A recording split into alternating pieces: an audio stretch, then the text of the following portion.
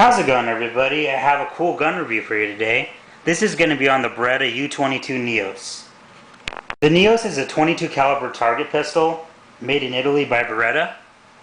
There are several different models of this one made. You can get one in an inox stainless steel finish, a blue finish, or they make an inox deluxe that comes with colored grips, either blue, red, and even some other custom colors.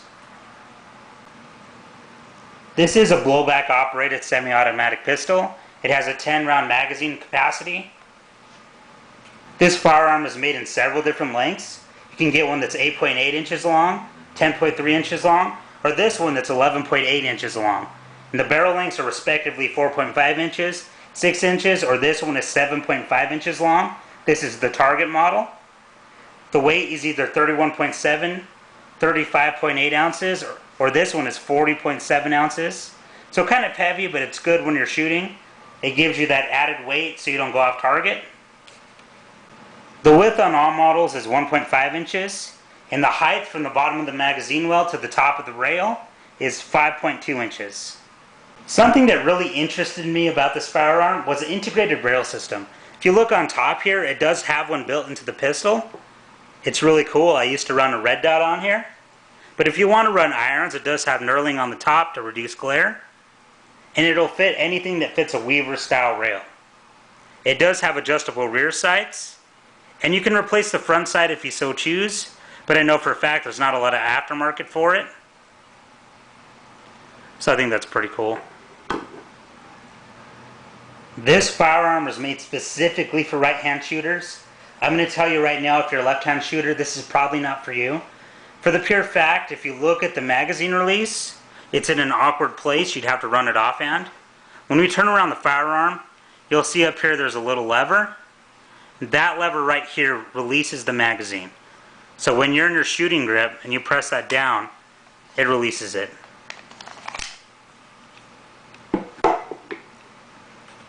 This does have an ambidextrous safety. It's on both sides. My habit is usually to actuate it with my right thumb, just to show you it does work on both sides.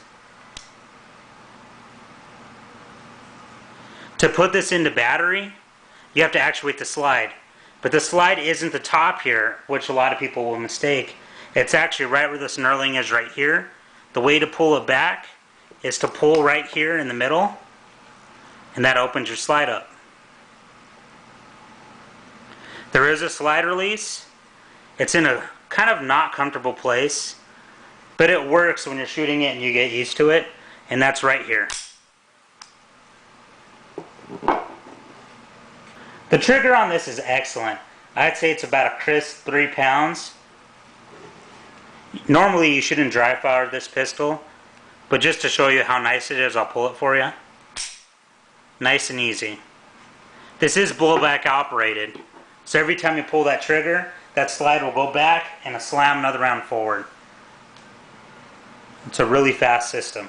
The magazine is a little different than most. There's the magazine well. I'm going to release it for you. You can see it's like most 22 target pistol magazines. You load from the top and insert it back. You can use this to pull it down. These are very high quality magazines. I have to say I've dropped many of these in the dirt, on rocks, and they keep holding up to wear. There's hardly a mark on them. They're probably the best 22 magazines I've seen, and that includes the Ruger series and the Browning series and the Colt series. So if that tells you anything, I really think these are really nice. The takedown of this pistol isn't the fastest, so when you do this, make sure you're in a good place where you're not going to lose any parts. And I'm going to go ahead and show you how to do it. The field strip does have lots of steps, so make sure you have time to do it. The first thing you need to do is make sure it's empty. So you drop the magazine, which I've already done. You check to make sure it's clear, which it is. Just to show you guys it's empty, it is. The next step is to take back the slide and actuate the slide release to make sure it's back. Then you're going to notice a little wheel here. This is your takedown wheel. On one side you see where you can twist it.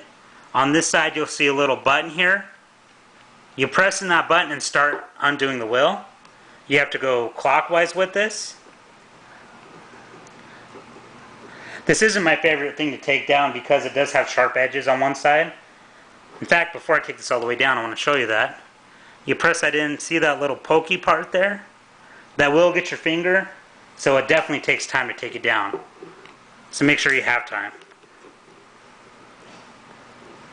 Keep going clockwise with it, and then you'll hear it open. It'll release from it.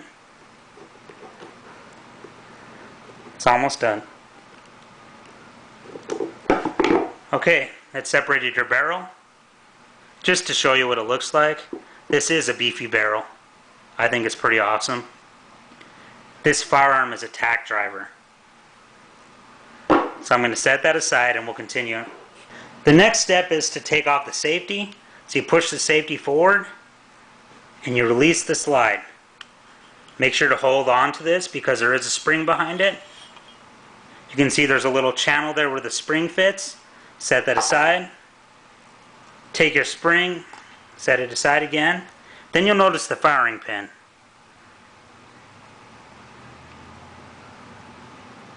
To take this part down, you hold the front so nothing flies away, and you press the trigger. Here's your firing pin. Set that aside, and there's your takedown. To put this back together, you just follow the same steps in reverse. I'm going to go ahead and do that to you off camera. There is a loaded chamber indicator on here, and also it shows you when the gun is cocked. If you look, there's a little hole here. When that hole is forward and there's nothing in it, you know the gun isn't cocked. But when I bring this back and rack the slide, release it, you'll see that the silver part is there indicating it's ready to go.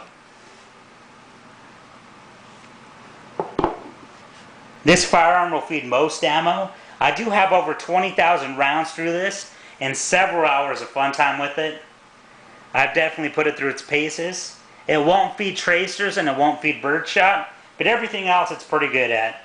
I haven't had many malfunctions with it. Everything that has happened has been related to the ammo. So overall, the reliability is excellent. Well, I hope you guys enjoyed this review. If you have any questions, shoot me an email. Comment, rate, subscribe.